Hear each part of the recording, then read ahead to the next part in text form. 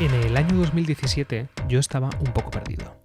Mi horizonte profesional era una noria en llamas y me ganaba la vida precariamente, publicando artículos sensacionalistas con titulares que solían acabar en la coletilla mortífera de "y esto fue lo que pasó". La contrapartida de las cantidades ridículas que te pagaban por estos textos era la libertad creativa que los responsables de las cabeceras solían concederte, porque más allá de ganar clics les daba todo igual, y que te permitía ensayar tu voz y tu estilo literario si es que lo tenías o querías tenerlo. Ese año, 2017, Sabina Urraca publicó un libro, Las niñas prodigio. Ella había participado también de aquella burbuja del periodismo inmersivo, como yo, como todos, y era una de las mejores. Me compré la novela esperando encontrarme una colección de textos semi-autobiográficos, de humor negro, jiji jaja, y en cambio salí zarandeado por una ficción perturbadora y bellísima sobre el desencanto, sobre la crueldad ambigua que habita en la infancia y el dolor de no cumplir las expectativas que germinan en ella. En un momento de la novela, una niña escribe en una pizarra la palabra amour, amor en francés, pensando en el objeto de su deseo, un adulto amigo de sus padres con problemas de alcoholismo. Ese mismo adulto ha instado a la niña en la escena de la que hablo a que escriba en la pizarra el menú que van a comer esa tarde en una fiesta.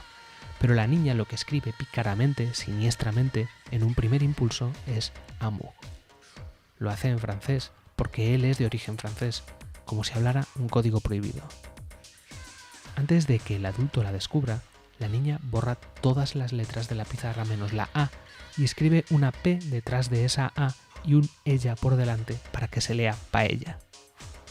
Cito ahora directamente de la novela. Pasé la comida mirando esa A y pensando si todas las AEs que escribiese a partir de ahora serían de forma inevitable las AEs de la palabra amour. Se sentirían un poco incómodas mis AEs sabiendo que pertenecen a otra palabra. Recuerdo cerrar el libro aquel día de 2017 al acabar ese capítulo pensando precisamente que lo que acababa de leer rebasaba mis expectativas y no tenía nada que ver con lo que los demás íbamos publicando en nuestros artículos. Todos los que escribimos hemos levantado la vista de una página ajena alguna vez pensando «yo nunca sería capaz de escribir esto». A veces lo pensamos con admiración, otras con envidia. Yo lo pensé con las dos cosas al mismo tiempo al leer aquel segmento. Y me daba rabia identificar ese límite porque creo que uno, cuando escribe, lo hace o debería hacerlo para conseguir eso. Y si no es capaz, ¿para qué seguir? En su segunda novela, Soñó con la chica que robaba un caballo, Sabina Urraca vuelve a abordar de manera reflexiva, a veces casi hasta literal, la condición purgativa del lenguaje.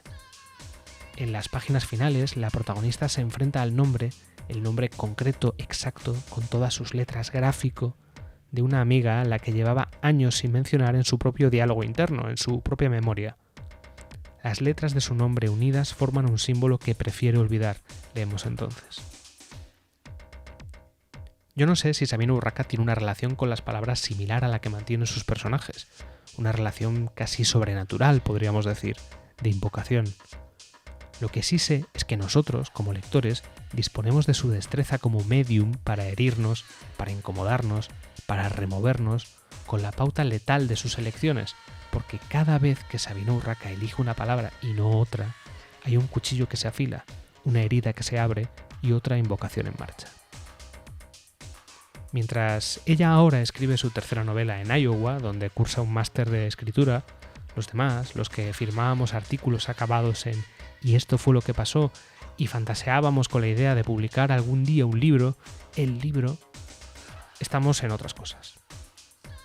Algunos de nosotros hemos cambiado la burbuja del periodismo autoproclamado gonzo, todas las cosas autoproclamadas acaban mal, ya se sabe, por la burbuja de los podcasts. 5 años después de leer Las niñas prodigios, sigo pensando que si uno escribe, si uno toma la decisión de escribir, es para conseguir párrafos tan perfectos como el de las AES enamoradas.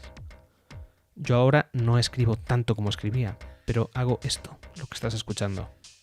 Y creo que si merece la pena participar en la inflación del podcasting con otro espacio más de literatura, es para entrevistar a escritoras como Sabina Urraca. Mala letra, con Anxo F. Couceiro. Pues Sabina Urraca, Muchas gracias por aceptar la invitación para tener esta entrevista. Me gustaría empezar hablando de tu última novela que se publicó hace poco, yo creo que no hace todavía un año, ¿no? Justo hace un año, sí. Hace justo un año. Sí. Claro, se publicó no sé si el 11 de marzo a lo mejor, pero Sí. vale, tiene lógica. Me refiero a Soñó con la chica que robaba un caballo y decía que tiene lógica que se publicara en el 11M porque, bueno, pertenece a la colección nueva de Lengua de Trapo en el que intentan recuperar el espíritu de los episodios nacionales de Galdós, con diferentes novelas escritas por diferentes escritores actuales, ambientadas cada una de ellas alrededor, digamos, de acontecimientos históricos recientes, y en este caso es el 11M. Por ahí quería ir con la primera pregunta. En la novela cuentas una historia de una amistad que deviene en en un enamoramiento enfermizo y en muchas cosas más, y en digamos, una tragedia íntima entre dos amigas que viven en el Madrid del 2004, cuando se producen esos atentados. Y durante toda la novela, la tragedia colectiva, digamos, del 11M resuena en la tragedia íntima de las dos chicas. ¿Qué llegó primero para ti a la hora de elaborar la historia? Pues bueno, antes que nada, hola, ¿qué tal, Anso? Muchísimas gracias por invitarme. Si se oye mucho ruido de viento, me avisas y me voy a otra habitación, porque hace como una especie de vendaval fuera, porque estamos en temporada de tornado ahora mismo. Vale. Pues bueno, de primeras, lo primero que surgió fue la propuesta de Lengua de Trapo. Ellos me dijeron, me propusieron participar en esta colección, me dijeron que qué evento quería y yo enseguida decidí que el 11M, porque para mí fue fue el primer evento político en el que me sentí implicada, ¿no? O sea, es decir, que me sucedió muy cerca y en el que yo tuve algo que ver en el sentido de que hubo una respuesta por mi parte. Yo antes de eso vivía en Tenerife, ¿no? Y ese año, igual que las protagonistas, bueno, ese era mi segundo año, en el de las protagonistas creo que es el primer año que pasan allí.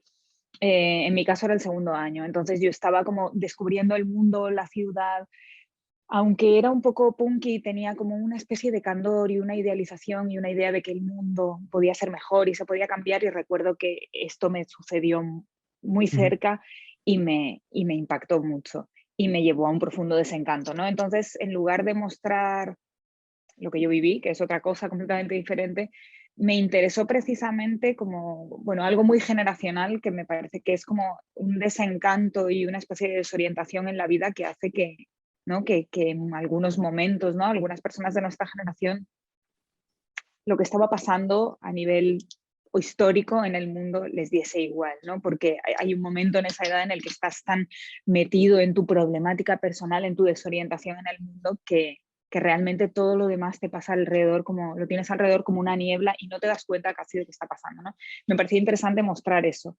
Y, yo les dije que sí a Lengua de Trapo y les dije que lo del 11M también porque ellos me dijeron, ya me mencionaron el tema de, bueno, ese 11M en el que hubo un concierto de Belán Sebastián.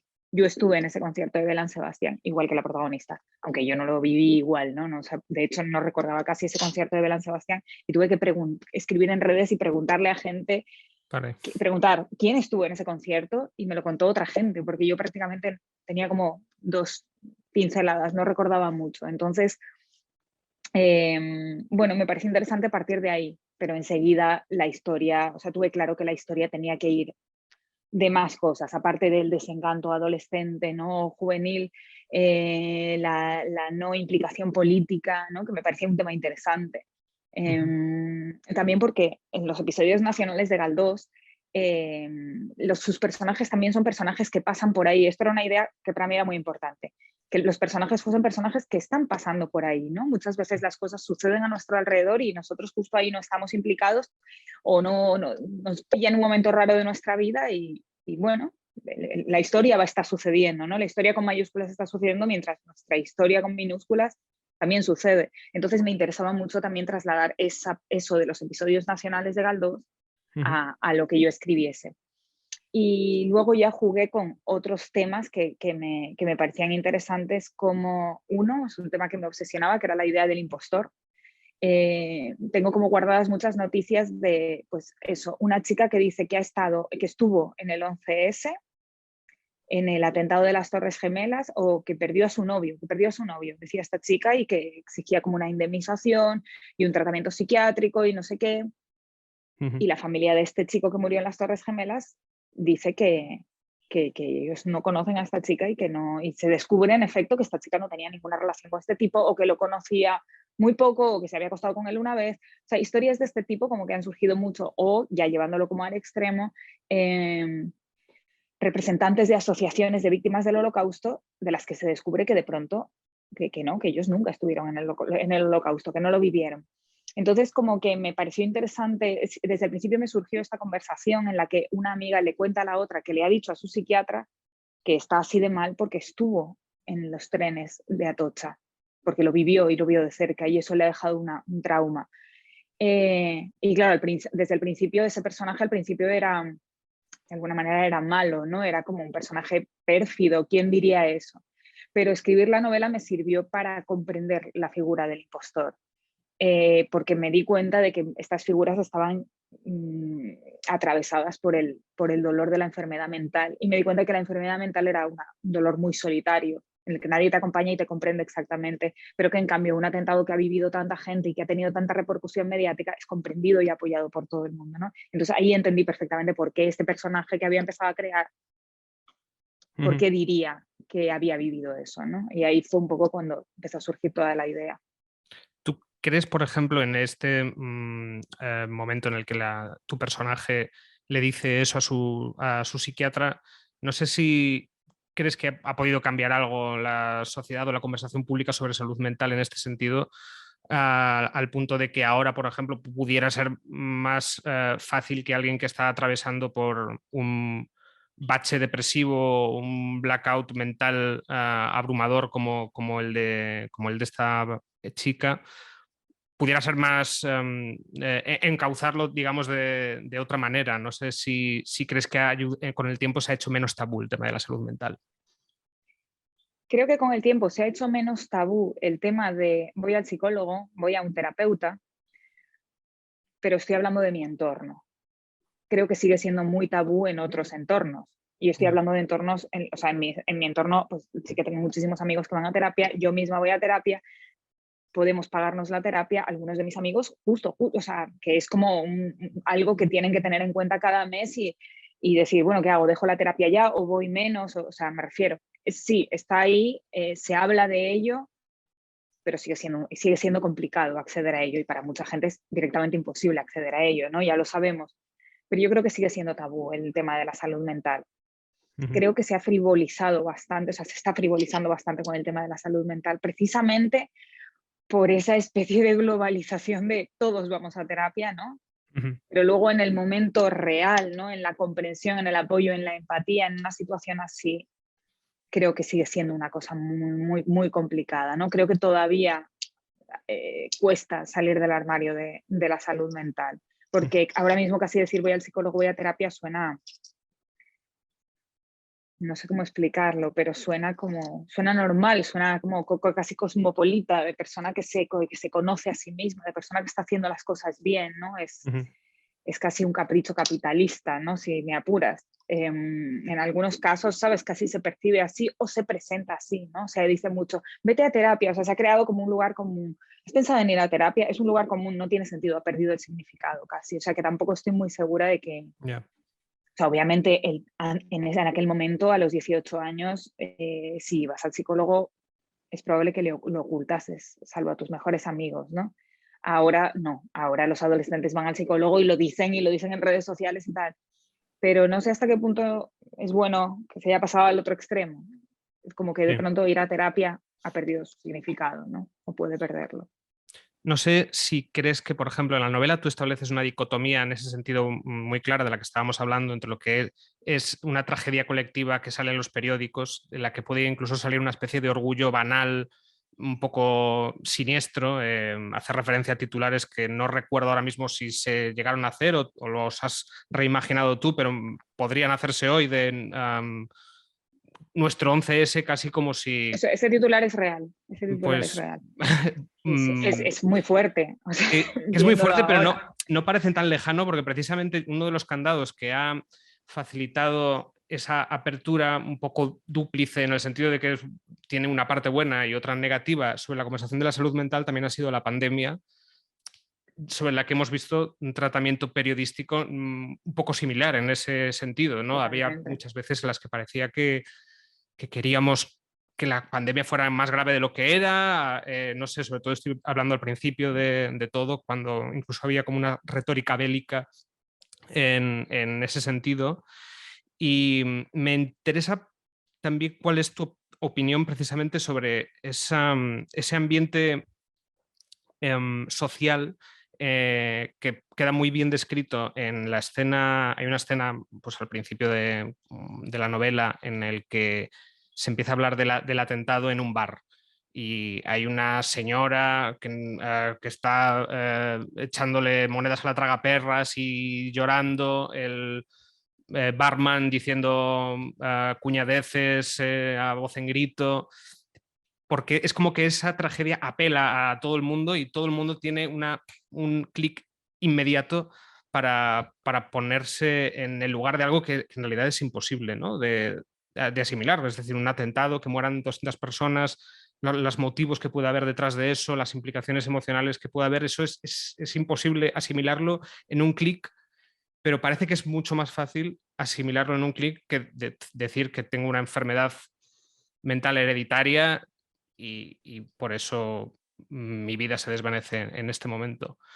Entonces, quería preguntarte por qué crees que pasa eso en el contexto de las tragedias que salen en portada, digamos. Es que es muy fácil, es como que nos están diciendo, o sea, a ver, en general en la vida estamos tristes muchas veces y no sabemos por qué, o lo sabemos, pero son razones intrincadas que están dentro de nosotros, que no es como estoy triste porque mi amigo me ha dicho esto, o estoy triste porque se murió mi abuela, o estoy triste por, o sea, no, muchas veces hay una angustia existencial que no se sabe explicar, hay un dolor mental que no se sabe explicar, o sea, la tristeza y el malestar social, aunque muchas veces están relacionados con la precariedad, con problemáticas sociales muy grandes, pero muchas veces los individuos, ¿no?, tenemos dolores que no son tan fácilmente explicables. En cambio, cuando un dolor, cuando se nos indica en una portada o en un medio que este es el dolor que tenemos que sentir, todo se facilita y todos nos entregamos a eso. Y todos, y en esto me siento, o sea, con esto me siento muy apelada yo, ¿no? O sea, porque siento que me pasa eso algunas veces, el tema del placer de sentirnos unidos en algo, aunque sea en la tragedia, ¿no? O sea, yo sí que recuerdo al principio de la pandemia caer en esta especie de emoción populachera de estamos viviendo todo esto unidos, ¿no? Porque ya el cerebro nos bailaba, no sabíamos cómo gestionar esto. Y tampoco estaba mal vivirlo así, pero llevaba a situaciones peligrosas, ¿no? Llevaba a una especie de masa sintiente que es tan grande y siente unas cosas tan extremas y sus emociones están siendo manejadas por los medios, ¿no? O sea, se está diciendo lo que tenemos que sentir en cada momento que su reacción a ciertas cosas se vuelve peligrosa, ¿no? O sea, recuerdo, por ejemplo, la súper implicación de alguna gente con las precauciones que había que tomar en la pandemia, hasta el punto de que insultaban a la gente que caminaba por la calle o tiraban cosas a gente que iba con sus hijos por la calle y luego pues salían temas de pues, padres que decían, no, es que mi hijo autista tiene que salir de casa y la gente nos insulta desde los balcones, ¿no? O sea, este peligro de la emoción bruta del pueblo agarrando esa emoción bruta que se les ha puesto en bandeja y les ha dicho, este dolor es legítimo. ¿Qué pasa con este dolor que es legítimo? Que muchas veces los dolores ilegítimos, o sea, los dolores que estamos sintiendo todos dentro, el dolor mental, ¿no? Pues los trasvasas a ese vaso y dices, ahora puedo sentirme mal, ¿no? Ahora puedo sentirme mal porque hay una pandemia, ahora puedo sentirme mal porque hay una guerra y voy a trasladar toda esta frustración que yo tengo por otras cosas en mi vida y por angustias existenciales aquí, porque esto es legítimo, ¿no? O sea, esto es algo que todos hacemos en cierta medida, ¿eh? No estoy diciendo esto está mal y la gente lo hace, o sea, todos hacemos esto en cierta medida, ¿no? Yo simplemente en el libro sí que como que quise como separarlo mucho y decir, mira, esta persona lo está pasando fatal, y el único camino que encuentra, ¿no? Lo único que encuentra para agarrarse es decirle a su psiquiatra, y luego más tarde se descubre que incluso a su familia, que lo que le ha pasado, porque ella no tiene explicación para lo que le ha pasado, ¿no? Que es algo hereditario de su familia, pero ella no lo sabe. Es A verdad. ella no se le llega a comunicar. Entonces, ella qué explicación le puede dar a eso, no puede. O sea, no hay momentos en los que el sufrimiento psicológico no tiene una explicación clara, ¿no? Y entonces dices, bueno, pues ¿qué hago? Y esta chica en concreto lo que hace es inventarse que ella vio ese horror y esa es la huella que ha quedado en su mente y eso es lo que le ha provocado este enloquecimiento, ¿no? Yendo ahora a la relación más íntima, más personal entre estos dos personajes, entre esta chica y la amiga, que de hecho es la protagonista, digamos, tú no les pones nombres, como la protagonista y la amiga, que es la que tiene este problema mental. Em, la novela puede leerse como una novelita de terror. Yo no sé si esto fue algo deliberado por tu parte o algo con lo que te fuiste encontrando a medida que ibas escribiendo. Tenía claro que quería incurrir en el terror, o sea, me parecía interesante. Recuerdo, o sea, yo fui a un colegio mayor, ellas no tienen nombre porque hubo un momento en el que yo pensé, bueno, yo esto lo viví así, pero yo no voy a contar mi experiencia del 11M, no tiene ningún interés mi experiencia del 11M. Me refiero que es muy clásica, no hay demasiado que contar al respecto, pero de pronto pensé en que en mi colegio mayor éramos muchísima gente, era como un sitio, como habitaciones diminutas, como celdillas, ¿no? Cada uno metido ahí con su mundo y pensé, y esto lo menciono varias veces a lo largo del libro, ¿no? Mientras uno está llorando, mientras uno se está autolesionando, el otro está estudiando y llorando al mismo tiempo, la otra está soñando con un plato que prepara su madre en Mallorca, el otro, ¿no? O sea, ese sentido de una comunidad gigante que está viviendo al mismo tiempo eso. Entonces yo pensé, yo no sé lo que estaba pasando 3 habitaciones más a la derecha o 3 habitaciones más a la izquierda de la mía, ¿no? Y me pareció que, bueno, también me suele gustar no ponerle nombre a los personajes principales, o sea, es un juego que hago, Mm. lo cual lleva al error de que todo el mundo piensa que es que yo soy esos personajes y bla, bla, bla, pero bueno, en fin, qué remedio. Pero en este caso me parecía que ese anonimato de esto es mucha gente, o sea, esto fueron muchas chicas, ¿no? Esto fueron muchas personas de esta edad a las que le pasaron estas cosas. Y me habías Sobre preguntado el terror. sí, sobre el terror, sí. Bueno, o sea, para mí todo el tema del el brote de la enfermedad mental es algo que es muy terrorífico, o sea, porque sí que lo he vivido en amigos cercanos, lo viví en la adolescencia sobre todo, o sea, recuerdo que se suponía que te tenía que dar el brote antes de los 27, ¿no? Era como que cuando pasabas los 27 o los 28 ya era como que era menos probable que te diese un brote. Me acuerdo de brindar por eso como a los 28 o a los 29, ¿no? No ha sucedido, pero a algunos sí les sucedió, ¿no? O sea, como que sí que recuerdo bueno, nosotros hemos sufrido, no sé qué, hemos tenido ansiedad, depresiones, ataques de pánico, pero no hemos llegado a enloquecer, pero en cambio sí que tengo unos cuantos amigos, ¿no? Que sí que se perdieron, ¿no? Que siento que se perdieron en el camino, ¿no? Y que, bueno, ahora sobreviven, ¿no? O sea, que es horroroso. Entonces, sí que sentía que había que entrar en el terror, en esto, y que además no había que ser amable, en plan, mi amiga tuvo un brote y yo la cuido, sino que quería meterme en la oscuridad Claro. psicológica, quería que los dos personajes, que ninguno quedase impune, que ni las dos fuesen buenas ni las dos fuesen malas, ¿no? Quería que estuviesen en ellas como todas las contradicciones y todos los desastres que pudiesen cometerse a esa edad, o algunos de ellos por lo menos. Entonces, sí que tenía claro que el terror tenía que estar presente. Y en el momento en el que ya apareció también el pueblo, yo la verdad es que no estructuré mucho, sabía cómo iba a terminar, pero no hice mucha estructura, o sea, como que fui bastante creando sobre la marcha. Y en el momento en el que llega al pueblo de la amiga, ya ahí sí que pensé que eso era terror directamente, ¿no? Porque para mí determinados pueblos de España y cómo vive la gente allí, cómo gestiona las emociones la gente allí, son directamente películas de terror. Entonces me parecía interesante mostrar eso.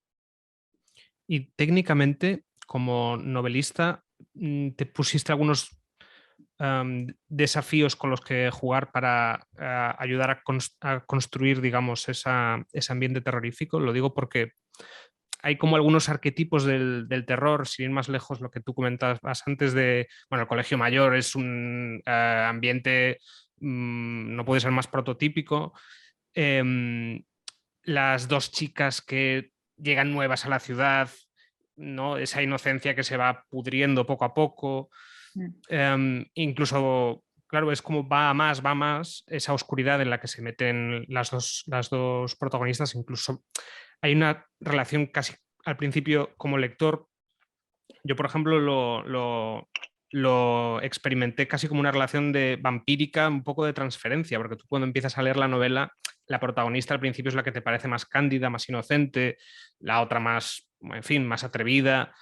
Y como muchas novelas o cuentos de vampiros, al final es, digamos, la que se acaba, la más inocente, la que se acaba convirtiendo en la más perversa o la que acaba traspasando más líneas morales.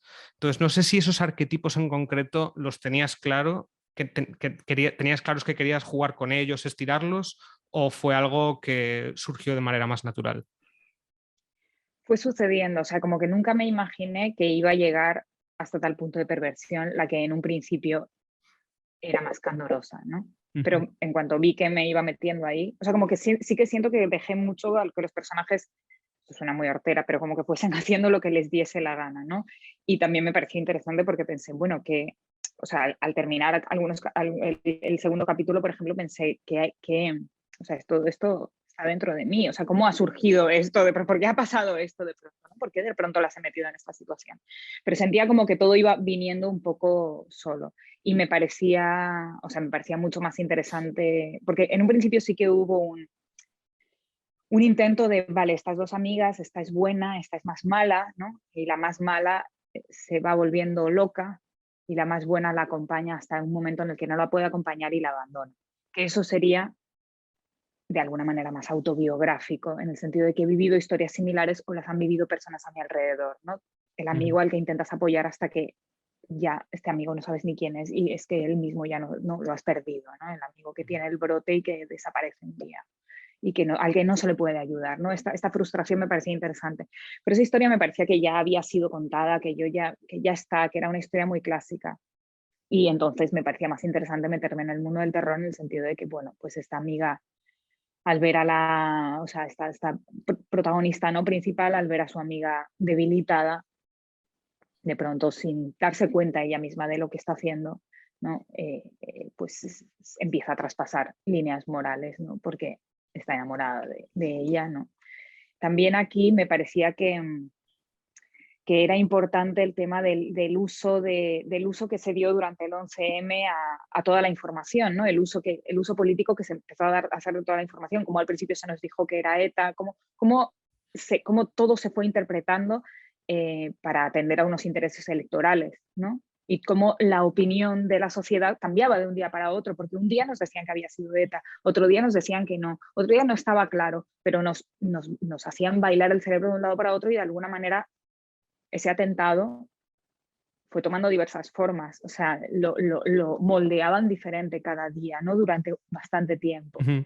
Sí, sí, sí. Aún hay teorías, cuando escribiendo el libro me metía, y aún hay gente que dice que fue ETA. O sea, esto es Ujú. un disparate, hay como teorías conspiranoicas de que, ¿no? O que fue una secta que no sé qué, Sí, o sea, hay sí. teorías conspiranoicas de todo tipo aquí, ¿no? Entonces, el uso electoral, ¿no? Que se hizo de algo tan grave, o sea, me parecía interesante hacer una especie de paralelismo de cómo de pronto esta amiga moldea a su Ujú. amiga que está débil, que está moldeable para su propio beneficio, ¿no? O sea, para mí sí que había un paralelismo ahí que no quería tampoco sobreexplicar en el Sí. libro, pero que bueno, que ahí está. Claro, yo no me había dado cuenta. ¿Te refieres a ese momento en el que antes de traspasar, digamos, la última barrera, empieza a medicarla y a hacer de ella una especie de pequeño Frankenstein Mm. a su antojo? Dices que lo relacionas eso con la manipulación mediática de la forma en la que distintos vectores de la sociedad empezaron a apropiarse del atentado. Sí, sí, sí, sí. O sea, de Vale. cómo transformaron el atentado en lo que ellos querían que fuese, en ese momento, en lo que a ellos les convenía. Esta amiga transforma a su amiga en lo que a ella le conviene que sea en ese momento, ¿no? Le da más de un medicamento, va viendo qué reacción va teniendo su cuerpo, la saca de la depresión, pero en un momento dado se da cuenta de que la ha sacado demasiado de la depresión y de que está como maníaca. Entonces tiene que acallar eso, ¿no? Ujú, Entonces, pues va jugando con la química de alguna manera para conseguir lo que ella quiere, que no es que su amiga se cure, es que su amiga la quiera como ella quiere que la quiera, ¿no? O sea, ujú.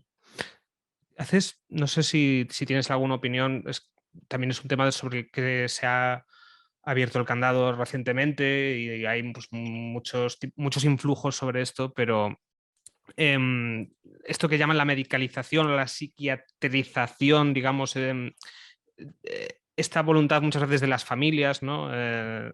Cuando hay personas que sufren algún tipo de dolencia mental muy mm, heavy, eh, de precisamente intentar hacer eso mismo que hace tu protagonista, a lo mejor de una manera menos oscura, pero sí esa cuestión de a través de las herramientas legales, porque en este caso tu personaje lo hace por su cuenta, pero bueno, a través de las vías psiquiátricas convencionales, digamos, intentar convertir, no tanto curar a las personas, sino convertirlas en algo fácil, sí, sí. en algo O manejable. No sea, sé si tienes una en algo visión sobre manejable, esto. sí, sí. Bueno, esto es algo que lo hacen las familias de enfermos mentales, lo hacen los propios psiquiatras, los centros psiquiátricos, los centros de menores, las cárceles. O sea, me refiero, esto se hace en todos sitios, no es, vas, van manipulando, o sea, van usando la química para, de alguna manera, acallar, ¿no? Eso. Y es un manejo difícil, o sea, yo sé que es un manejo difícil, ¿no? Pero sí que obviamente hay una sobremedicalización, incluso en los propios centros de salud, o sea, todo el tema de la cantidad de ansiolíticos que el otro día leía, la cantidad de ansiolíticos que toma la gente de la tercera edad, ¿sabes? Que es exagerado. Esto Ujú. es un poco raro porque yo, o sea, creo que no hemos sido conscientes, por ejemplo, de la cantidad de padres, madres y abuelos nuestros que toman diazepam o Valium con total normalidad, como una aspirina que le ha mandado el médico, ¿no? O sea, esto está en las mesillas del noche de todo el mundo. No digo que esté mal, yo digo, pues a la tercera edad, pues sí, claro, hasta heroína tomaré si hace falta, ¿sabes? Y me parece que tienen todo su derecho a pasar y tomarse un ansiolítico y ser felices y olvidarse de cualquier penuria que hayan vivido en la vida. O sea, no digo que esté mal, solo digo que obviamente un médico de cabecera, o sea, los médicos de cabecera están recetando esto en plan rápido, venga, para todo el mundo, ¿no? Tenemos que acallar esto como sea, Ujú. no podemos ocuparnos de esto. Nadie puede, o sea, nadie puede realmente ocuparse de una persona con enfermedad mental hasta sus últimas consecuencias. Es que es muy difícil, yo lo entiendo, ¿no? Pero igualmente en casos más leves, en cuestiones que podrían ser más manejables, obviamente ahora mismo eh, no hay, vamos, en España y en otros países aún menos, ¿no? No hay una capacidad para manejar el dolor mental de la población, entonces sí que hay una sobremedicación absoluta. Te quiero hacer un par de cuestiones así como más técnicas también sobre la novela, que es posible que no tengan respuesta y si no las tienen tampoco, o sea, dímelo y ya está. Pero, por ejemplo, ¿te costó encontrar la voz narradora? Porque es una tercera persona que está como muy focalizada en la protagonista. Eh, y a veces también te puedes plantear si tuviste la tentación de pasar la primera persona o si de contar la historia de forma directa a través de su voz. No sé si hubo ahí un proceso o... No, tenía clara la tercera persona, en parte porque es que si no iba a ser infernal, o sea, todo el mundo iba a pensar que era yo y esto es horroroso. La verdad es que no deberían tomarse decisiones, ¿no? En la escritura no deberían tomarse decisiones por esta cuestión, pero reconozco que hubo un punto que dije, ¿por qué voy a ser primera persona? Luego también me llamaba mucho la atención la tercera y ahora además estoy escribiendo una novela en tercera, entonces estaba como muy, o sea, al mismo tiempo yo ya estaba con una novela que estaba escrita en tercera y sigo con ella. Y, y luego aparte había estado leyendo mucho a Lorrie Moore, que no sé si la has leído, No. la recomiendo muchísimo. Eh, que usa bastante la tercera persona, ¿no? Y la usa, de hecho, si lees a los, bueno, No sé, igual no se nota la influencia porque lo he hecho mal, pero porque yo no soy Lori Moore, que es maravillosa, pero sí que yo ahora leo el libro, lo ojeo y veo esa influencia de que acababa de leer a Lori Moore y estaba como absolutamente exaltada, ¿no? Y entonces sí, fue como esa tercera persona llevada al extremo, ¿no? Y estas metáforas muy rebuscadas, ¿no? Que muchas veces se comen lo que está pasando casi. O sea, como que sí que había una búsqueda de eso. A pesar de eso, en 2 o 3 entrevistas me han dicho, ¿y cómo fue la decisión de escribir mezclando la primera y la tercera persona? Y Como yo, la primera. ¿está escrito? No sé, no lo entiendo, pero me lo han preguntado diferentes personas, diferentes periodistas. Y yo, no hay primera persona en el libro. Y es como, ah, en plan, no sé qué es lo que han entendido como primera persona, no sé hasta qué punto, pero bueno, el libro está todo en tercera. O sea, quiero aclararlo, por si acaso tú me puedes dar luz sobre este asunto, porque no entiendo por qué me han No, preguntado tanto lo de la primera persona. lo he leído recientemente. Hombre, lo único que se me ocurre, la única explicación que se me ocurre es un mal uso de la palabra primera persona en alguien que, o sea, la palabra de la expresión primera persona para alguien que en realidad lo que quiera o lo que haya entendido es que es un libro autobiográfico, cosa que sería bastante, bueno, también negligente por parte de cualquier periodista si entiende que es un libro autobiográfico, no ir a, no sé, no ir a Sí. un juzgado, digamos, pero y a lo mejor eso, ¿no? De pensar cómo conjugas a hacer algo que es autobiográfico en hacer en tercera persona. Es lo único que se me ocurre ahora. Pero Claro. hablando de lo porque he notado como cierto hartazgo en eso de todo el mundo se piensa que lo que escribo son diarios míos. Ujú. Eh, ¿Por qué crees que existe esa tendencia? Por ejemplo, en tu primera novela, en Las niñas prodigios, sí que puede haber más elementos Sí. que son más evidentemente identificables con tu biografía y me estás contando que fuiste al mismo concierto que fueron las protagonistas. Supongo que por edad tendrás, o sea, si las protagonistas estuvieran vivas hoy, tendrían una edad parecida a la tuya, Sí, sí. pero no sé, no, yo he leído un montón sobre el prensa alrededor de Philip Roth y hay como una distinción muy clara entre su alter ego y lo que es él. Y en las entrevistas a Philip Roth nunca se le preguntaba si Sí. todo lo que hacía Zuckerberg lo hacía él, digamos, o otros muchos Mm, autores que tienen una relación más estrecha, digamos, con ese término de la autoficción. No sé por mm. qué crees que puede haber esa fijación en tu caso. Bueno, no, me pasa a mí y le pasa a muchas otras escritoras más o menos de mi edad. O sea, hay una asunción clara de que nosotras siempre somos nuestras protagonistas somos nosotras. En Las niñas prodigio es cierto que hay un juego en ese sentido. La protagonista escribe artículos que yo realmente he escrito, ¿no? Obviamente luego el resto o sea, todos los personajes de Las niñas prodigio no existen, han sido creados, ¿no? Pero también entiendo que es difícil para un lector meterse ahí y indagar y saber qué es real y qué no. No veo que haga ninguna falta, ¿no? Lo que a mí sí que me molesta es esta asunción de, bueno, esta es tu vida, ¿no? Y la has contado y ya está. Y es como, no, esto no es mi vida en absoluto, ¿no? O sea, Ujú. juego, sobre todo para mí lo importante es usar emociones que conozco y que puedo llegar a entender, ¿no? Y llevarlas a un extremo, al que yo en la vida no las llevaría, ¿no? Ujú. Pero en el momento en el que le das esas emociones a unos personajes, esas emociones se vuelven como de esos personajes, no son tuyas en absoluto, ¿no? Ya los personajes te arrastran a donde ellos quieran un poco, ¿no? Que es esta idea que parece que el personaje hace lo que le da la gana y tú ya estás, ¿no? Ujú. Llevado por sus decisiones, pero es que es cierto que es así, o sea, hay un momento en el que tampoco es que tú tomes las decisiones que a ti te parecen bien o mal, ¿no?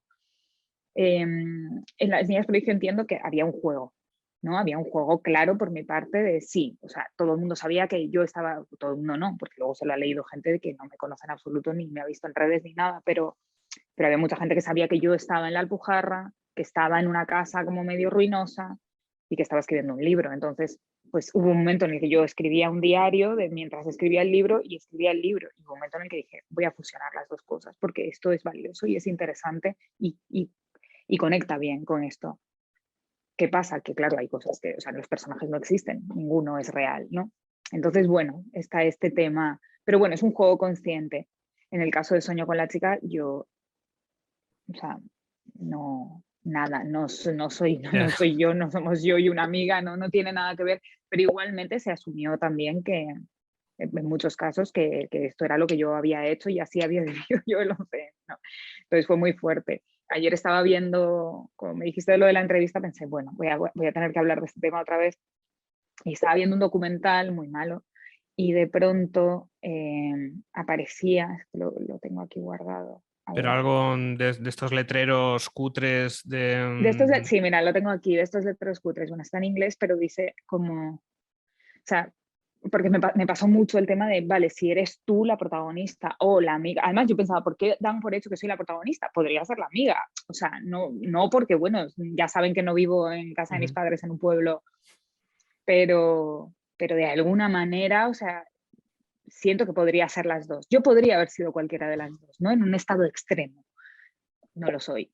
Lo que decía antes del documental era como las visiones y las opiniones expresadas en este programa por los invitados, ¿no?, que habrán en el programa, son únicamente sus opiniones y su responsabilidad. No representan necesariamente las visiones y las opiniones del programa o de la cadena, ¿no? Y yo siento que eso es lo que tendría que poner siempre antes de cada libro, en plan, lo que hacen mis personajes a mí no me parece bien. No me parece ni bien ni mal, o sea, no me parece nada. Lo que hacen mis personajes es lo que hacen mis personajes. A través de mis personajes yo no estoy intentando predicar con una idea, con una ideología, yo solo estoy ofreciendo una visión de, eso, de ese trozo de la realidad, ¿no? Ujú. No, ofreciendo una visión, no, solo estoy ofreciendo ese trozo de la realidad, ¿no?, que de repente me he inventado. Entonces, sí que he tenido muchos problemas con este libro, con el tema de que parece que yo estoy, sabes, que esa es mi voz opinando, ¿no? Que esa es mi voz diciendo, he hecho esto, esto y esto. Entonces, claro, dices, esto es escalofriante porque creo que la ficción se está entendiendo de una manera muy peligrosa, en el sentido de que se busca una prescripción, ¿no? Ujú. Se busca una idea clara. Mucha gente me escribía con este libro. El libro está bien escrito, pero no entiendo el mensaje. Yo les decía, pues que no hay mensaje. ¿Qué mensaje? ¿Qué mensaje? Ya, ya. O sea, no No. entiendo qué mensaje tiene que haber, ¿no? Entonces, como que me pareció un poco peligroso de pronto el sentir que, bueno, yo estaba sacando un libro sin más, o sea, no tenía ningún tipo de preocupación y que cuando salió de pronto empezó esta especie de agobio de gente que me escribía y me escribía y me escribía, enfadados, indignados, ¿no? O gente que me decía, una mujer nunca le haría eso a su amiga. Y yo decía, pero ¿cómo que no? Pero el mundo es un lugar, o sea, siento decírtelo ahora que tienes 40 años, quien es desconocida que me escribes, siento decírtelo ahora, pero el mundo es un lugar espantoso y las personas hacemos cosas horribles, ¿sabes? Como, Sí, sí, sí.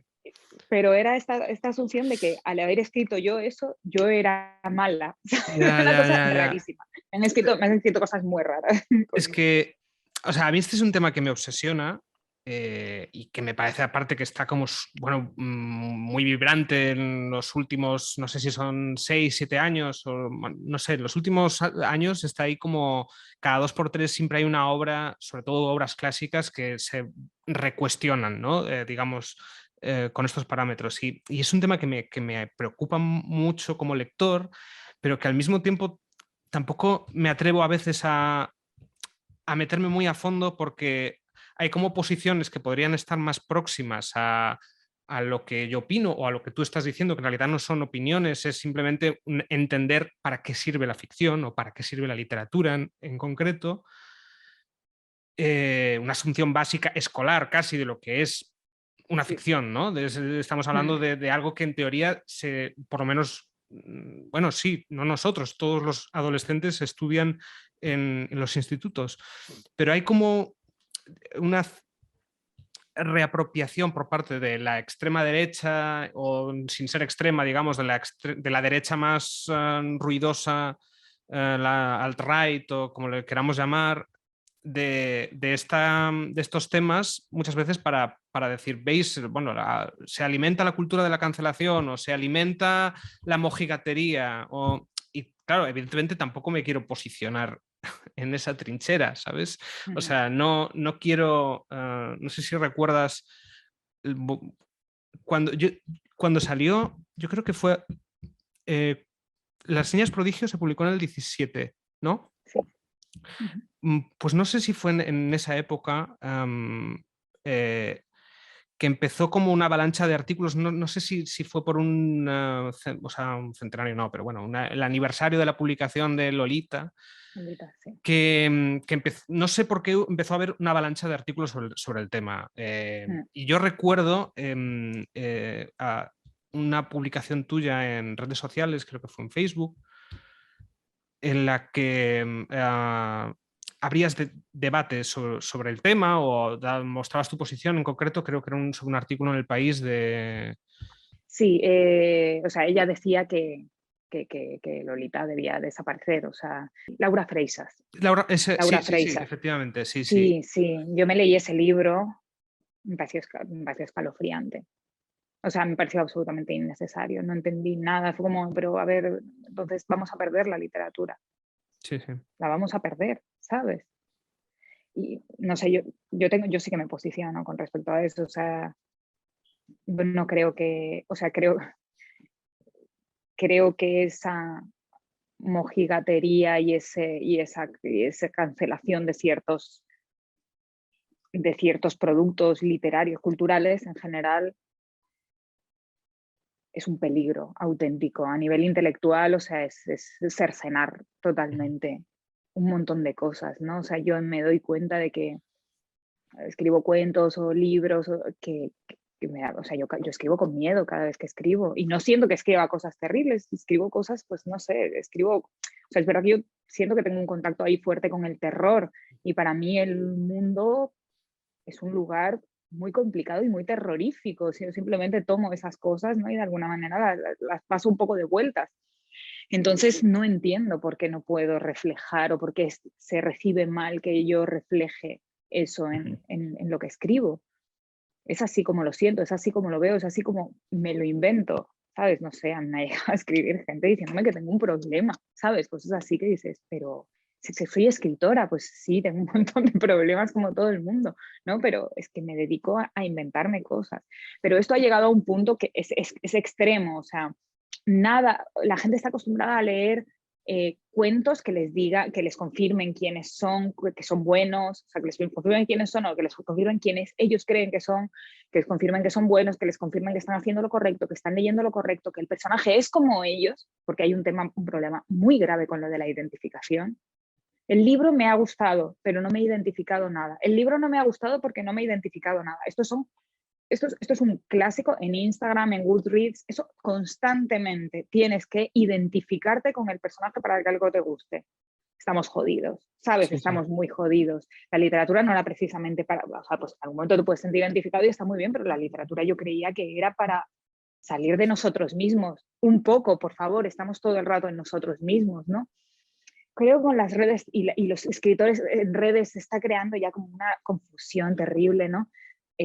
Ayer colgué yo antes dibujaba y tenía pues como unos cómics y no sé qué, y entonces publiqué unos cómics que tenía de 2012 o 2013, como que puse unas tiras cómicas y había una que era una chica que decía que la había llamado un exnovio, que le contaba a este exnovio con el que llevaba mucho tiempo sin hablar, que había descubierto lo que era el hilo dental y que, bueno, que le pedía disculpas porque, bueno, es que él mientras ellos estaban juntos veía el hilo dental en el retrete y pensaba que ella tenía lombrices y como que querían volver a intentar la relación, ¿no? Me escribieron 4 personas como respuesta a ese cómic diciéndome que el hilo dental no se tira el retrete, ¿sabes? Yo decía, a ver, colega, primero, ¿por qué das por hecho que ese personaje que sale ahí soy yo? Segundo, ¿sabes lo que es un cómic? Tercero, ¿sabes lo que es la ficción? O sea, ¿qué cojones te pasa? Que es lo único que eres capaz de extraer de esto es el hilo dental no se tira el retrete. Es que el hilo dental no es una papelera. Yo digo, pero ¿dónde estamos? O sea, ¿dónde nos estamos colocando? O sea, ¿qué está pasando? ¿No? Pero me pasa con muchas cosas. Pues pongo un poema que hay un perro comiéndose unos huesos y destrozándolos. Es un poema. Y me responde bastante gente, no es bueno darle huesitos a los perros porque se pueden lastimar. Y yo digo, odio el mundo, ¿sabes? En ese momento yo digo, ya está, hemos perdido la ficción, la literatura no tiene sentido, ¿no? Si eso es lo que me respondes a un poema, ¿no? De un perro que se come unos huesos y los astilla y le hacen sangre. Sí, sí. ¿No? O No, sea, cuando yo antes te decía que no me posiciono, sí que me posiciono. Lo que, y evidentemente, o sea, suscribo lo que estás diciendo porque es, aparte, algo que ha salido también en el podcast con otros escritores sobre el tema, sobre todo de lo que dices de las reviews de Amazon, ¿no? De no me identifico. Y a mí me recuerda a mi sobrina que tiene 5 años y está como pasando una etapa de estas de psicología del desarrollo clásicas de cuando ve una película, una serie, pregunta, casi con una especie de ansiedad, quién es el protagonista. O sea, ¿con quién tengo que ir? ¿No? Que es normal que lo puedas tener en esa etapa, no cuando se supone que has consumido historias con cierta frecuencia, ¿no? Y no sé, pero claro, yo a veces, por ejemplo, leyendo la novela, decía, soñó con la chica, digo. Es muy fácil, probablemente no le llegará, ¿no? No sé, pues a Santiago Abascal o a, digamos, voces mediáticas de la ultraderecha. Pero si le llegara a alguien que quisiera hacer ruido con esto, y se podría hacer, pues sería muy fácil coger y decir, ¿os imagináis un escritor hombre que estuviera contando la misma historia con el género cambiado? Digamos, un amigo que se obsesiona con su amiga, se aprovecha de su blackout mental, la va drogando a su antojo y abusa de ella. ¿Creéis que Lengua de Trapo hubiera apoyado esta?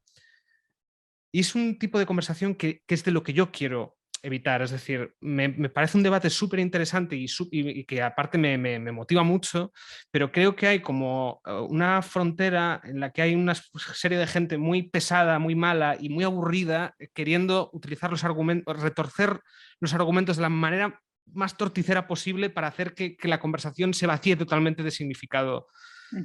Y me jode porque yo mismo he llegado a preguntármelo. Por ejemplo, esto que te acabo de decir. Y no me gusta preguntármelo porque no me parece que ese sea el debate. No creo que eso sea donde hay que poner el foco, ¿no? Donde hay que poner el foco seguramente es en lo que, bueno, pues en esas clases de secundaria que tendremos que tener todos de vez en cuando para recordarnos para qué sirve la literatura, para qué se escribe o dónde pueden estar los límites. Pero no sé si, por ejemplo, en el caso de las niñas prodigio, retomando lo de Lolita, hay una relación turbia, digamos, ¿no? Entre una menor y un adulto. No sé si también tuviste este bueno, tipo no de... se sabe. ¿Eh? O sea, no se sabe en realidad qué es lo que pasa ahí. Esto es importante en las niñas prodigio, pero sí, hay algo, o sea, A ver, se hay sugiere una, algo. ¿no? Una Sí, sí, vibración, sí, sí. digamos. No, totalmente. Y es buscada, o sea, me refiero. Yo pensé en Lolita, o sea, pensé en, o sea, la primera idea que surgió con las niñas prodigio era como la idea de la anti-Lolita, una Lolita que, o sea, una niña que ama a un hombre mayor, que encima es un desastre, ¿no? Pero él ni la ve, ¿no? Me parecía interesante esto. Y en cambio sí que parece ver a otra niña, ¿no? Que hay por ahí, con la que no se sabe muy bien qué ha pasado, ¿no? Tampoco, ¿no? O sea, necesariamente no tiene por qué haber pasado algo. Sí, aquí también hubo horrible, ¿no? O sea, gente, señoras escribiéndome, diciéndome, tienes una inmensa falta de cariño. Me acuerdo que me decía una, que luego vino a una presentación y me lo volvió a decir agarrándome la mano, en plan, ¿cómo te puedo ayudar? ¿Sabes? Y yo, ¿qué? No entendía nada.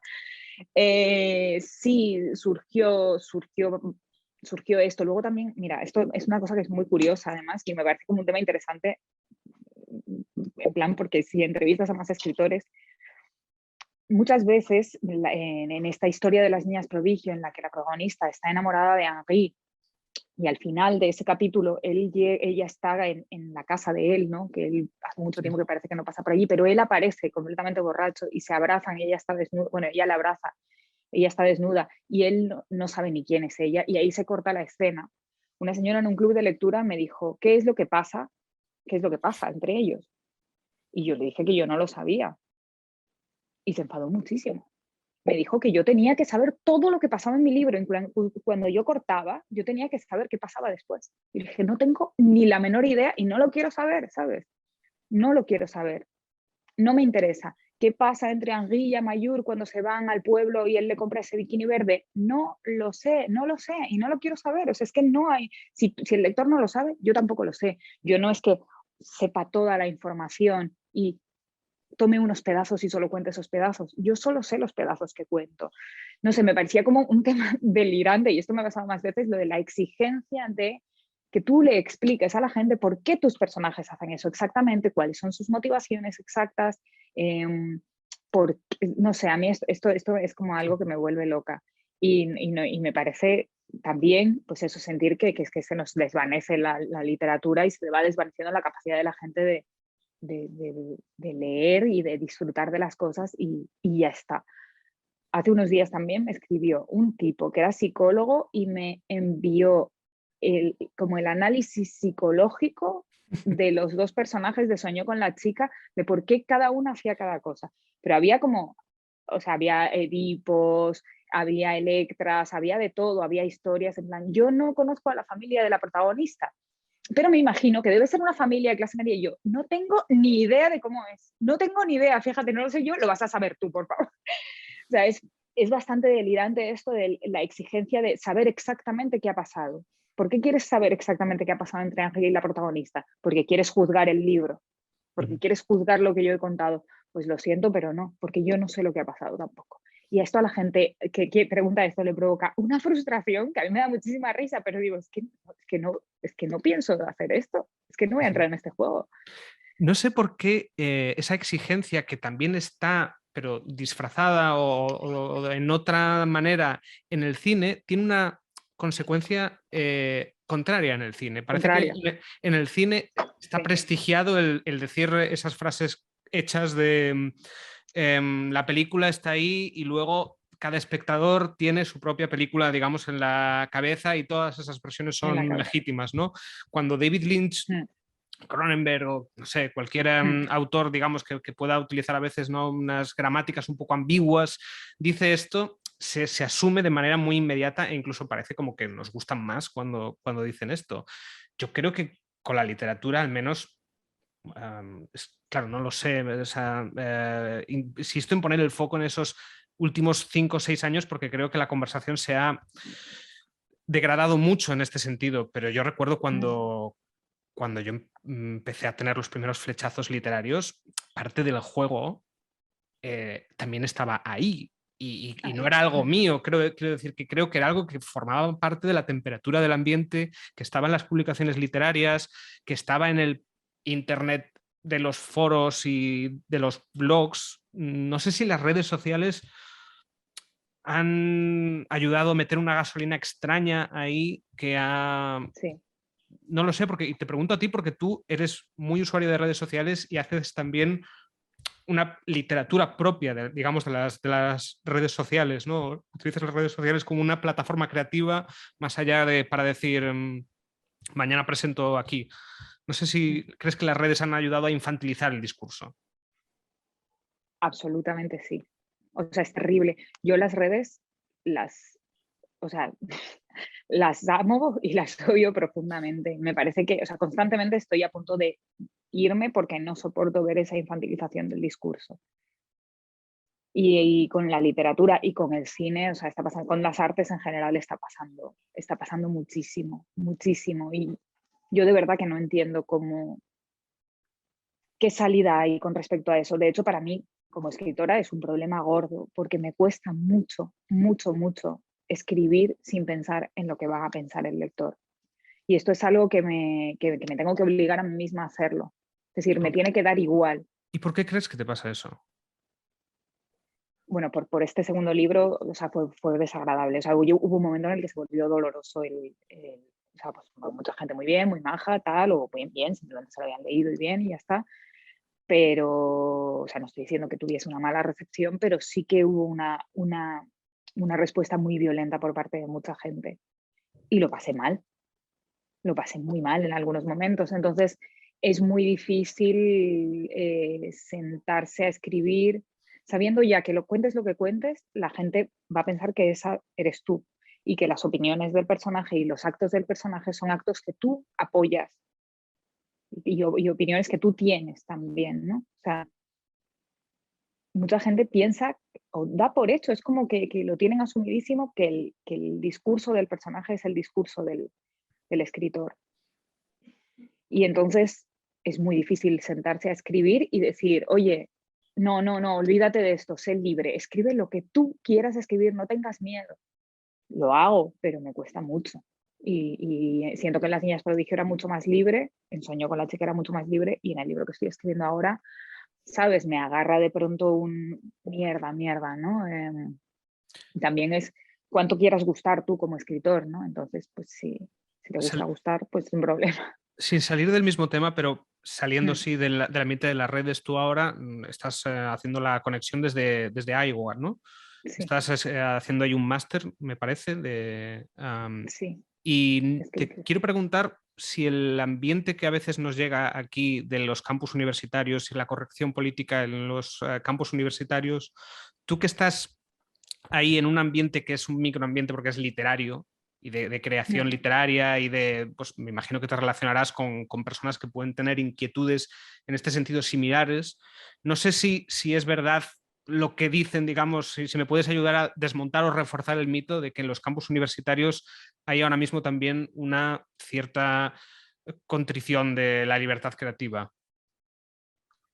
Bueno, de esto estoy escribiendo una columna para El País, pero te cuento, bueno, es terrible, o sea, es terrible de verdad, es terrible de verdad. Yo voy, o sea, mi MFA y mi máster el mío es en español, entonces somos todo personas que hablamos español.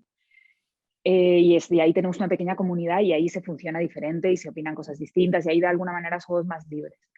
Pero el MFA en inglés, que es la famosa beca de escritura de Iowa, ¿no? En la que dio clase Carver y Cheever, en la que estuvo Flannery O'Connor, o sea, pues que es como esta institución, ¿no? Que solo escogen además se presentan 4.000 y escogen como a 12, es una cosa como, no sé si son esos números, pero es una barbaridad. Entonces, yo comparto algunas clases con estas personas. Y son clases que las dan profesores norteamericanos del workshop. Entonces, yo he visto este año a una profesora, que es una escritora, que da clase aquí desde hace años, joven, diciendo que ella cree que los personajes, a raíz de un cuento, como que, bueno, que los personajes con VIH que aparecen en las historias actuales, las historias que escribamos nosotros, no pueden tener vidas desgraciadas, porque eso sería alimentar el estigma. ¿Vale? O sea, en plan, entiendo de lo que está hablando. No tengo ningún interés en alimentar el estigma, pero si un personaje con VIH actualmente tiene el mismo derecho a ser súper feliz o a ser súper desgraciado, el mismo derecho, o sea, que cualquier otra persona. Ese es el tema, ¿sabes? No me jodas. O sea, no sé, no entiendo. Y además, pues será según en qué país, ¿no? Esta mujer era como, me dan ganas de levantar la mano y decirle, mira, te voy a hablar, yo no sé cómo has vivido tú el VIH en tu vida de forma cercana, pero te voy a hablar de los 90 y te voy a hablar de los amigos de mi tía que murieron de VIH. Si yo quiero que uno de ellos aparezca en la historia, no puedo. ¿No lo puedo meter? ¿Me estás diciendo que no puedo contar una historia de los años 90 en España? Porque eso es los años 90 en España, una parte muy importante de algo que yo vi de cerca. ¿Estás diciendo que no puedo contarlo? Otra cosa es que si no tengo ni idea de VIH y pongo actualmente a un tipo que vive en Nueva York y que tiene VIH y que es de clase media y que muere por complicaciones relacionadas con el SIDA. Bueno, pues sería raro porque no me estoy informando, porque es muy poco probable que eso suceda. Pero ¿por qué no puedo hacer un personaje que de repente decide ser old school, es negacionista, no se toma la medicación y muere? ¿Por qué no lo puedo hacer? O sea, me refiero como que ahí se me abrían tantas preguntas y dije, bueno, esa misma profesora dijo en otra clase que ella, sus personajes, no le gustaba hacérselo pasar mal a sus personajes porque no le gustaba hacérselo pasar mal al lector. Yo estaba fascinada. Ahí se inició como una ola de la gente levantando la mano y diciendo, sí, a mí me interesa muchísimo aprender a transmitir literariamente la idea de felicidad, perfectamente lícito, me parece genial, pero me asusté. Y luego en otra clase una chica se levantó y se fue de clase pidiendo perdón porque no podía. Siempre se avisa antes de las clases que cualquier persona que le dé trigger, o sea, como que esté traumatizada con un tema y se lea sobre ese tema o se hable, tiene derecho a levantarse en clase y irse. Por supuesto, me parece genial, muy bien. Pero una chica se levantó explicando, en el cuento que se estaba leyendo, un hombre se comía un filete poco hecho. Y esta chica se levantó y se fue muy sofocada porque no podía soportar, ¿no?, esa descripción. Eh, a ver, me refiero, yo he sido vegetariana a épocas de mi vida, tengo amigos veganos, entiendo perfectamente, o sea, y apoyo absolutamente ser vegano, ser vegetariano, absolutamente, creo que es lo correcto actualmente, tal y como estamos, pero de ahí a que yo sea incapaz de escuchar un relato en el que un hombre en los años 50 en Estados Unidos se come un filete en su rancho, o sea, no sé, a mí me da mucho miedo. Y luego sí que, o sea, pues sí se nota, ¿no?, todo este ambiente en el mundo hispano, no, pero en el mundo, o sea, bueno, sí, empieza a colarse, ¿no? Yo ya he tenido algunos encontronazos en clase por determinadas cosas, pero empieza a colarse claramente esta corrección. Pero hay cosas muy sorprendentes de los Estados Unidos y que son cosas que se están exportando al resto del mundo, como no. Por ejemplo, aquí me pasó una cosa muy curiosa y fue ir a una fiesta de los escritores gringos de Halloween y fuimos disfrazados, mi pareja y yo, fuimos disfrazados como de niños antiguos, con caretas, como de niños norteamericanos que van pidiendo truco o trato puerta por puerta. O sea, fuimos un poco parodiando la tradición de Halloween con unas caretas antiguas de niños que daban muy mal rollo, con una ropita como de niños muy rara y unas bolsitas que cosía así como un poco creepy con caramelos y íbamos llamando a las puertas. Y no sé. Fuimos a esa fiesta y prácticamente nos echaron. ¿Por? Nadie llevaba máscara, no se pueden llevar máscaras. Animan a la gente a disfrazarse de cosas de Halloween que no den miedo. Hay campañas para que la gente se disfrace de cosas de Halloween que no dan miedo. El principio que siguen es, si la vida ya da tanto miedo, ¿por qué añadirle más miedo? Y eso para mí es absolutamente contrario a mi ideología. O sea, yo como escritora y como persona, bueno, el disfraz es algo que me fascina, que me parece muy interesante, que me gusta mucho explorar, y el terror es algo que me interesa profundamente. Entonces no puedo entender cómo en una fiesta de artistas no son capaces ¿no?, de comprender ese juego al que nosotros estábamos jugando. Y yo me negué a quitarme la máscara, como en plan, ¿por qué lleváis esas máscaras? Da muy mal rollo, da miedo, porque alguien se disfrazaría así, chicas, en plan, oh my God. Y un momento que dije, nos vamos, pero yo no me voy a quitar la máscara, ¿sabes? Como, Sí, sí. no. Y esto que están haciendo ellos es más racista, ¿no?, de lo que ellos se imaginan, porque ellos piensan que no son racistas, ¿no? Fue Es fuerte que aquello. hay una cosa, yo, por ejemplo, esto me lo había perdido. Era consciente de la polémica de los disfraces con connotaciones racistas o lo que fuera, ¿no? Del blackface y todo esto. O incluso de disfrazarse de Jason de Viernes 13 porque Jason mata a muchas mujeres, entonces puedes estar... O sea, todo eso me lo conocía, pero ya me perdí totalmente este salto cualitativo de que Halloween, que es una fiesta para disfrazarse de cosas que dan miedo, ahora es lo contrario. Me interesa muchísimo conocer, porque todo lo que me estás describiendo, yo creo que para la mayoría de gente que escucha este podcast le sonará muy disparatado y lo identificará automáticamente con, y no quiero sonar arrogante, con la estupidez, porque estamos, o sea, lo que estás describiendo es estúpido, o sea, es que es no entender lo que decíamos antes con lo de la literatura, ¿no? No entender para qué sirve la literatura, para qué sirve el arte, para qué sirve el disfraz. Pero Claro. tú estás en un ambiente académico de gente brillante. Me interesaría muchísimo, no sé si nos puede recomendar, aunque solo sea pues para acercarnos a cuáles son los argumentos que puede exponer la gente brillante que pueda ser brillante en algunos ámbitos para defender estas cosas que suenan tan irracionales. Es decir, porque esto de ya hay bastante sufrimiento en el mundo, eso no sé, no entiendo qué están haciendo esas personas ahí. Yo no lo entiendo tampoco. Yo, a ver, para no pensar, que es lo primero que me saltó a mí, ¿no? O sea, hubo un gran enfado y esta gente es estúpida, o sea, son bobos absolutamente. sea, yo sí que pienso que, claro, pienso de la cultura de la que vengo yo.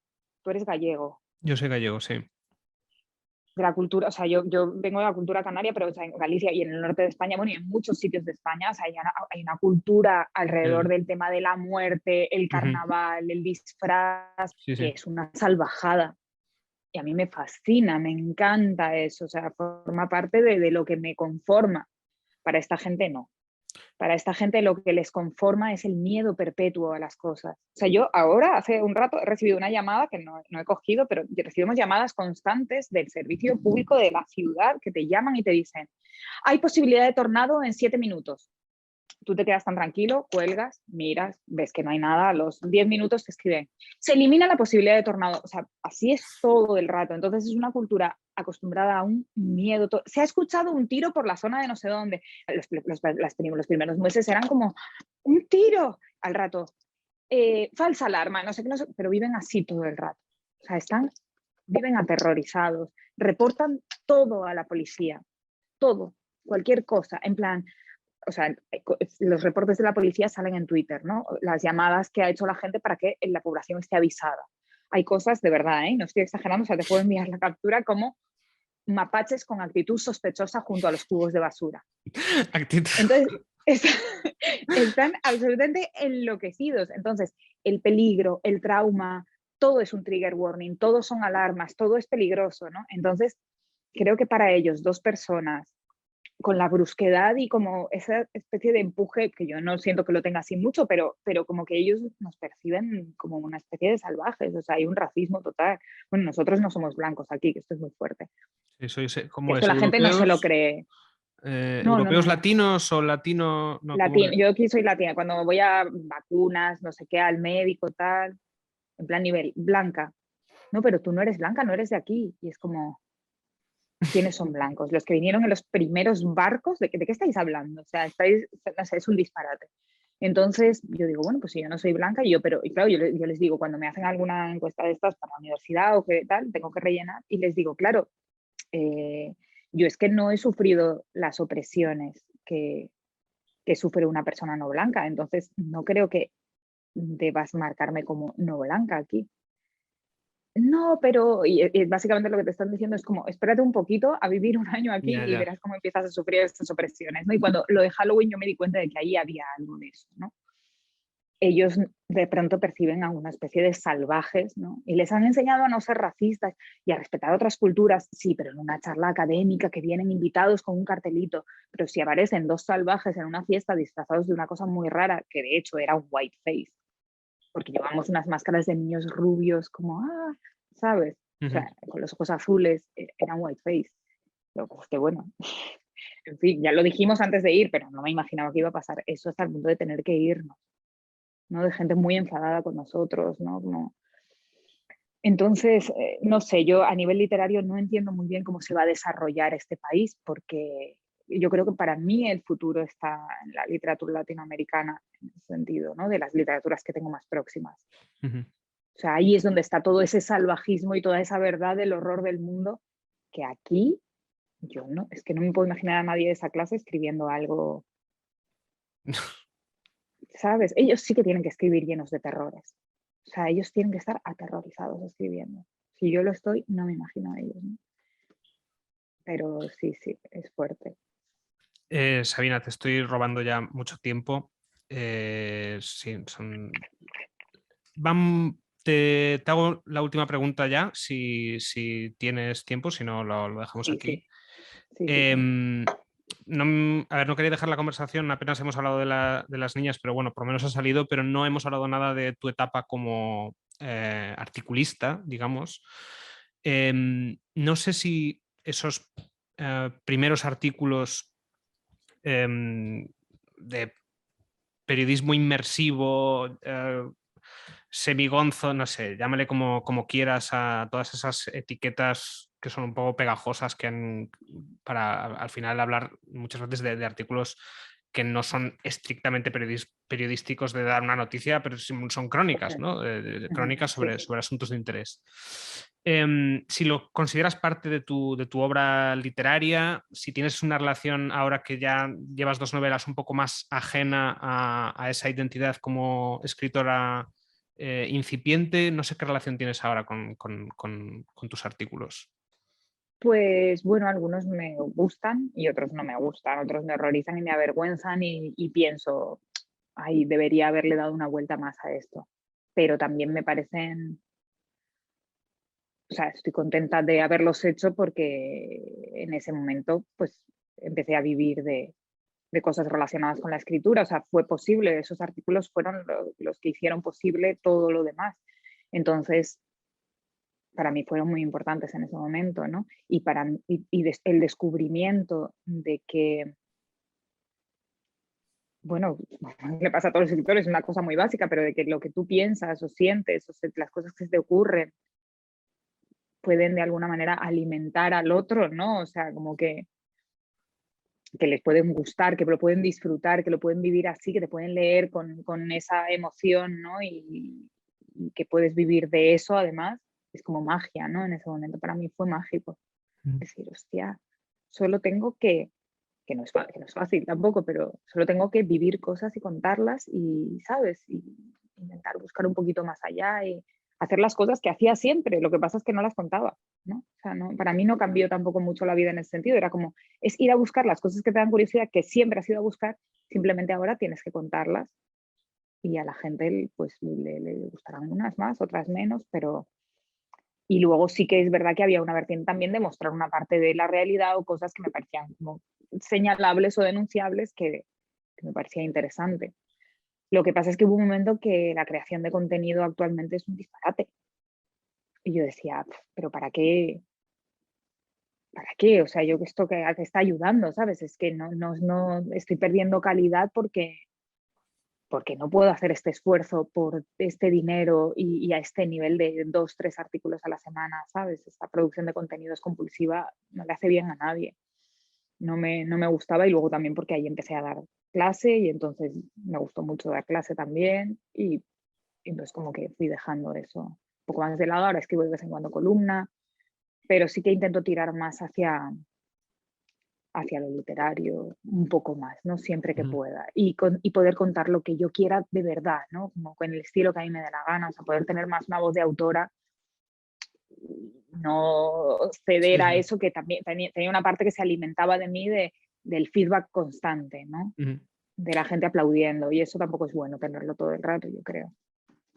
Varios de los medios que yo creo que ayudaron a darte a conocer, por lo menos en mi caso, ya no existen o están totalmente desvirtuados y si retrocedieras en el tiempo, digamos, no podrías escribir en ellos, porque, por ejemplo, Vice en España ya no tiene redacción como tal, Tentaciones desapareció, no sé si mantiene la marca, pero no funciona, digamos, con una redacción.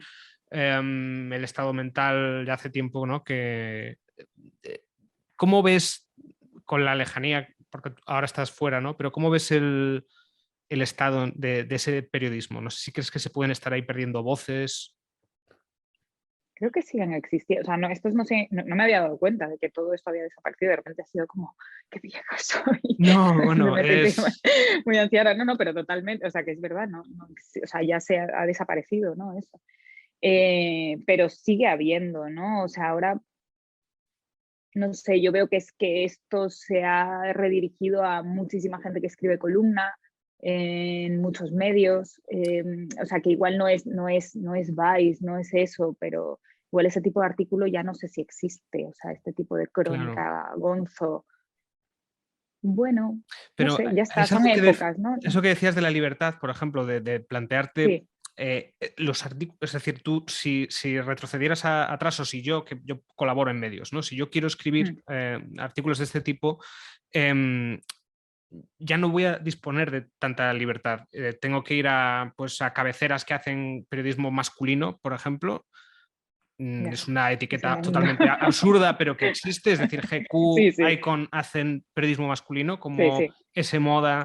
Entonces, tú podrías escribir a lo mejor los mismos temas, pero enfocándolos a pues hombres tóxicos, la masculinidad tóxica, no sé qué, para que cuele Nikon, o por qué las mujeres tal en esa moda. Sabes que sí que tengo la sensación de que se ha comprimido un poco y que en general todas las personas que escriben y que publican y que son freelance están cada vez más quemados y no tienen, digamos, ese entusiasmo que podía haber en otra época para montar otros medios con los que empezar pagando 30, 40, 70 euros. Esa energía yo creo que ya está Ya totalmente no existe. carbonizada. Ya, Pero no lo había pensado.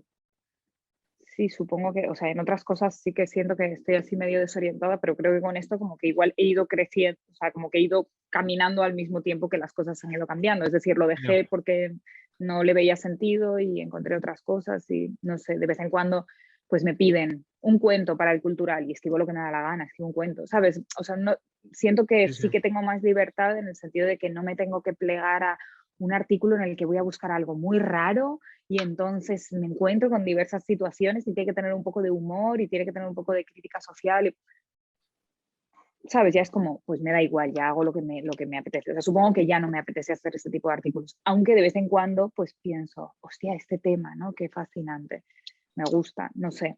Luego siento que sí que han salido como revistas de una grandísima calidad en papel, algunas como por ejemplo Salvaje, sí.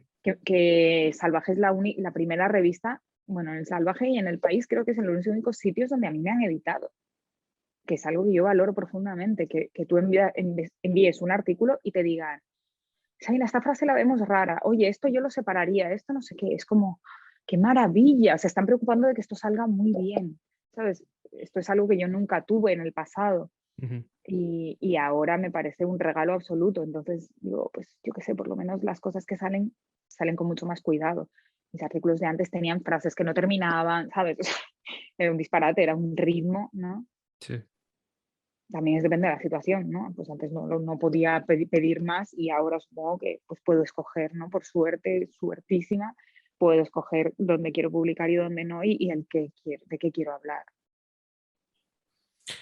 Bueno, pues Sabina Urraca, muchísimas gracias por haber aceptado esta entrevista. Muchas gracias Tú, a ti. por suerte, ya tienes tu nombre, ya tienes tu carrera más o menos encauzada, o sin el más o menos. Es decir, yo creo que... Más o menos, ¿eh? Y si no, nos quedamos el resto Muy más o menos. proponiendo temas para ese moda o lo que sea. Pues muchas gracias y nada, esperamos, has dicho antes que estabas trabajando en un nuevo libro, pues esperamos que salga, no sé si tienes fecha o alguna orientación. No, que va. Va para un poco largo, creo, Bueno, esto. Pero pues suerte saldrá. y paciencia con Iowa. Muchas gracias, de verdad, me ha gustado mucho la entrevista. Y me escucharé las otras porque quiero saber qué opinan. Me has Vale. dicho Rodrigo Fresán. ¿A Sí, quién Rodrigo habías Fresán, Julia entrevistado? Viejo Julia Viejo, ok. y Jimena Sabadú. Ah, vale, genial. Sí, Pues escucharé porque me interesa mucho. Si estáis vale. hablando de estos temas, me Sí, interesa sí. mucho Bueno, oír de ellos. te enfadarás en la de Julia Viejo. Metí una gambada porque yo leí Las Niñas cuando salió y me impactó mucho, pero no recordaba la presencia que tenía Internet en Ah, algunos sí. de los capítulos. Y a una de las preguntas que le hice a Julia Viejo le pregunté por qué la gente joven o no, la gente que se había creado, digamos, un poco, que había echado los dientes literariamente en Internet, no metía Internet en su literatura. Y creo que dijo, por ejemplo, Sabina Urraca tampoco tiene tanto, pero no te Sí, no, enfades si lo está ahí. escuchas. O Vale. sea, Hay una no, tesis y todo que me mandaron el otro día sobre la presencia de Internet en las niñas prodigio. pues Fíjate. para avergonzarme más. Muchas gracias y nada, ya está. Venga, muchas gracias. Chao. Mala letra con Anxo F. Couceiro.